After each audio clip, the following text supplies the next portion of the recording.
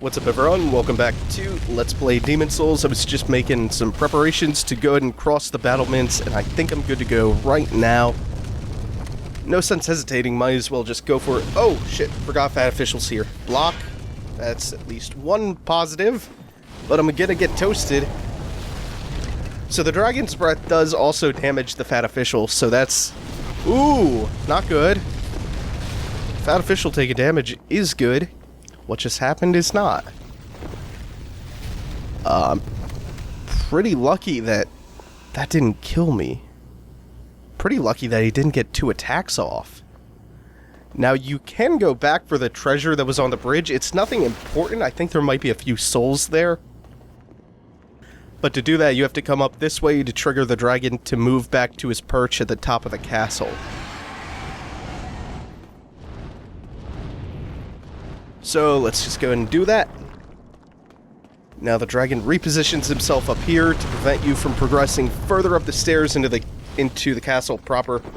Back here there's a knight sword and a knight shield, and you also saw a health bar.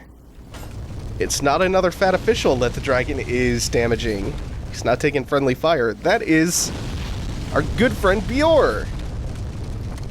After helping us kill the Penetrator in 1-3, Bjorn has deigned to grace us with his sleepy but still glorious presence. Fuck, I love Bjorn. And his entire purpose here is to tank the dragon breathing fire on him. Effortlessly, I should remind you. Like, that did nearly 75% of my health in damage. Bjorn? Nah, like 13, 14. Of course, he has the advantage of wearing super fire resistant armor, the brushwood set, and a brushwood shield. But let's not detract from his awesomeness. Oh, it's you, is it? My father is up above. Well, what's left of him anyway? He's transformed into a fiendish demon. I began this quest in a search for truth, but it seems I was a fool to even try. Please, kill my father. In his degenerated state, he can only bring peril to the lands. This key fits the Volataria Mausoleum. Inside the Mausoleum are my father's 2 swords, Soulbrand and Demonbrandt. Use them to bring an end to this madness.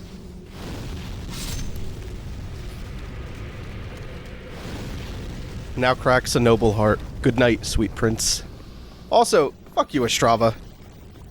Went through all the effort protecting you just for you to kill yourself because you wouldn't listen to me when I told you your dad is fucking evil. So the character you see here is from a different profile. She's my caster, Rek. And this is now a post-commentary, by the way. I'll explain the sources of some issues later. Basically, this episode is late because I ran into glitchy footage at this point. Again, a problem which will occur a few more times throughout the playthrough. I went back and re-recorded that stuff with this character whenever it happens, so I'll insert a clip of one of those characters doing it. So with Ostrava's suicide, we have to face down his Black Phantom, and his Phantom is a chump. You can get his rune, shield, and sword off of his body, but if you backstab him off the ledge like that, you can't collect the items, and his corpse doesn't appear when you reload the profile. Oh, also, I just wanted to insert this little clip showing off how to do the run up the stairs properly without getting hit. Now back to your regularly scheduled commentary. So, if you just saw a little cut there, I died on the boss fight coming up, and it was a decently lengthy fight, so I don't want to, like, subject you to 10 minutes only to have that 10 minutes repeated. So we're going to take a lengthy elevator ride back up to the boss. I'll insert the little boss cutscene in between the transition through the fog gate. Also, when you kill Ostrava with a backstab and shove him off the ledge, I know I said when I killed Black Phantom Scurver by pushing him off the ledge in 2-2 that if you reload your profile, when you make an NPC's corpse inaccessible, their bodies would appear in the spot they normally spawn. That's usually the case. It's not the case with Black Phantom Ostrava, so if you knock him off the edge and kill him that way, then you will no longer have access to the rune sword and the rune shield that drops off of his body. They aren't unique weapons, though. They aren't even particularly good. You can get them in, I believe, the second level of the Tower of Latria. There's a drop you can make for them. But now we're back to the boss gate. Perfect timing.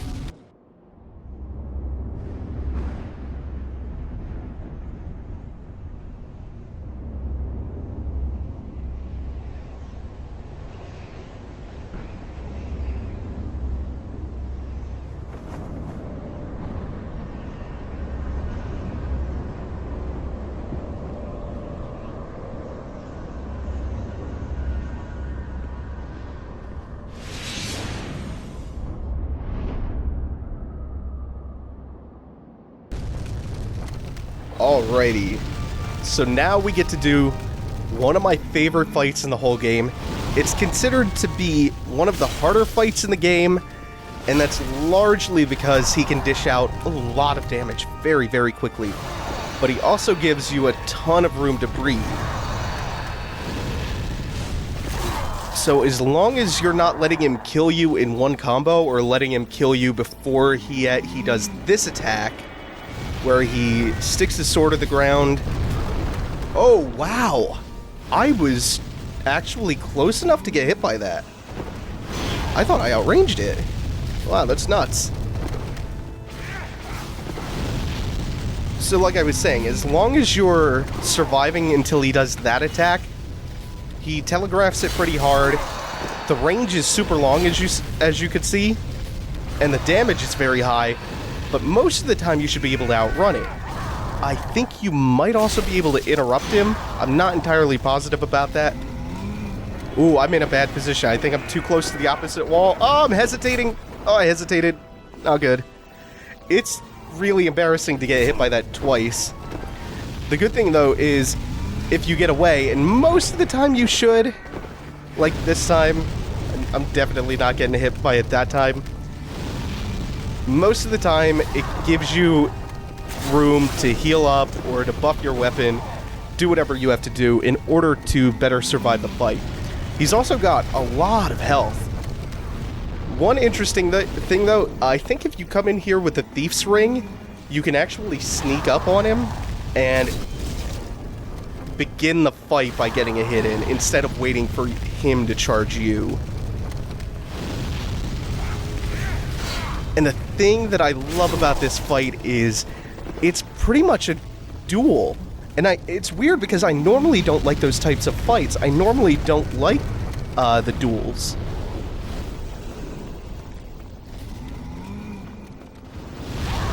But here it's done really, really well. And I think that's probably because they give him a pretty decent moveset. He has this charge attack, which, albeit it's very easy to avoid. He has a number of those type of ranged shockwave attacks. He has a few combos. He has a version of a spell called Soul Sucker, which can actually de-level you. It's one of the few ways in the game to actually lose levels. And I believe it's also a one-hit kill, or at least it does massive damage. He has this big, crazy AoE attack. Let's see, what attacks am I missing of his? He has a jumping slash that is pretty cool looking. He's a lot of fun to fight.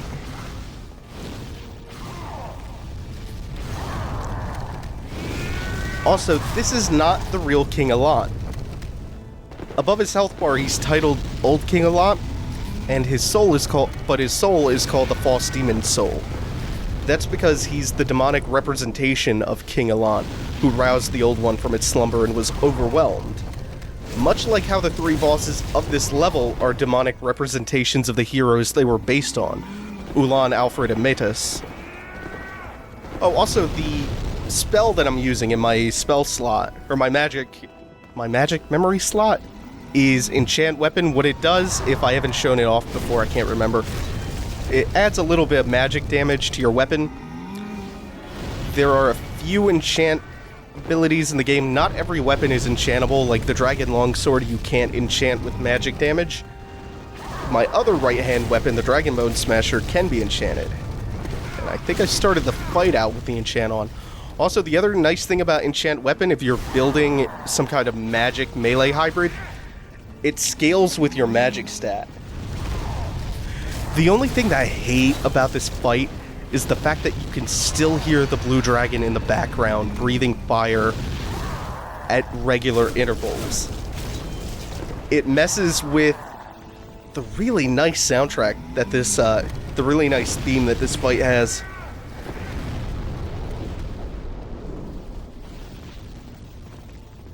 People like to compare this fight to the Gwyn fight, the final boss fight from Dark Souls. The two could not be less similar in how they actually play. That is one of the coolest attacks he possesses, even though it's so easy to dodge. There's the Soul Sucker that somehow I avoided. But the similarities are there. It's still an imposing human figure who serves as the antagonist for the entire game. Or at least in the case of the False King, he is a representation of the antagonist. He is a sword-wielding... It's a sword-wielding duel fight. He possesses a kind of similar moveset. The grab is even actually kind of similar. Soul Sucker and Gwyn's explosive grab. Where the two are incredibly different is that Gwyn in Dark Souls can be parried. To my knowledge, there's nothing False King does that can be parried. The arena you fight him in changes the way the fight works a lot, whereas Gwyn's area is a lot more open but littered with obstacles throughout like the perimeter of it. This fight takes place in a super long but pretty narrow hallway. Also, the other major difference between this and the Gwyn fight is that Gwyn tends to be crazy aggressive. He is relentless. It makes for, if you're not parrying him, a very difficult fight. This, though, although it can be difficult, is difficult in a completely different way. It's the type of difficulty that if you come in here prepared enough, you can really subvert a lot of it. King Allant seems to be more damaging, but less frequently lethal. As hard as Allant can hit with some of his combos, Gwyn hits much harder. But the thing is, Gwyn is the definitive final boss of Demon Souls. After you beat him, the game ends. With this game being played in any order, Old King Allant is by some considered to be the final boss, but you can just easily end the game fighting Storm King or doing the Ostrava and Vinland fight in World 5 or any of the other worlds. And then, I'm not going to spoil too much, but even then, the game doesn't quite end when you finish the 5 worlds. There is one more boss after them, but he is, as far as the challenge of the game goes, not considered to be, like, you know, a quote-unquote legit boss fight. It's more for the purpose of closure. So, False King uses Demonbrandt, the sword that becomes weaker at pure white character tendency and stronger at pure black character tendency. You can tell it's Demonbrandt because it's black. Demonbrandt is its opposite, the one that Old King Doran guards. And with Ostrava's side quest culminating in his suicide, we now have the Mausoleum Key, and we can open the way to Doran and claim Demonbrandt. So before we close the episode out, why don't I go ahead and do that?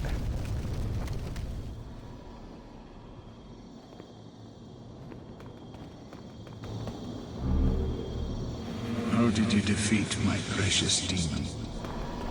No human has an appetite for souls such as you. The rest is up to the Old One. If it is to be, then you shall be beckoned. So, remember this pathway from probably the second episode, where I said it's way too dangerous to go down here at Soul Level 1 because of this red-eyed knight? Yeah, at this point in the game, he's a pushover. And again, you can still do this at Soul Level 1. People have done full playthroughs as Soul Level 1. It's a challenge run. You just might not want to. Thou who seeketh the king's sword. I am the old king. Show me thine strength, and the strength of thine souls. Prepare thyself, brave knight. So Doran won't actually become openly aggressive towards us until we do damage to him. Also, interesting to note, Doran is using the Northern Regalia, which is weird because the way you make Northern Regalia is by combining the Soulbrand and the Demonbrandt, along with the False King's Soul. Northern Regalia, I think I've said before, casts the shadows of both blades. It's a mix of white and black, and it becomes stronger at both extreme tendencies, both pure black and pure white character tendency. I think Doran becomes much stronger later in the fight. For now, though, he doesn't actually hit all that hard, and he is vulnerable to this tactic. I think he also becomes more aggressive later on. So I'm just going to go ahead and play this lame as hell, because as you can see, Doran has a ton of health, and even if he doesn't do that much damage yet, he can still kind of chip away at you. So I'm just going to keep on knocking him down if that's what works. And down you go. Come on, down you go again. Yep. You only have to take him down to about 75% of his health before you can claim the Soulbrand.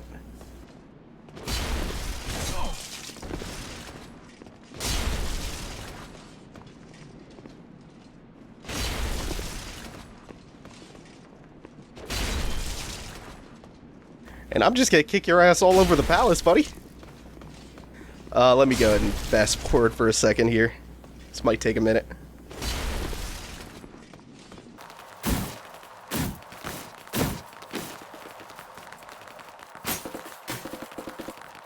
Thou dost well to impress one such as me, young knight. I am old King Doran, and thou hast proven thine strength to me. Go forth, and take the king's sword in thine hand. Will do. Now we can go ahead and claim Demonbrandt. Now, I'm not going to go ahead and kill Old King Doran just yet. I'm going to wait a little while and come back here, get his ring, get his armor. Till then, though, take it easy, guys. Have a good one.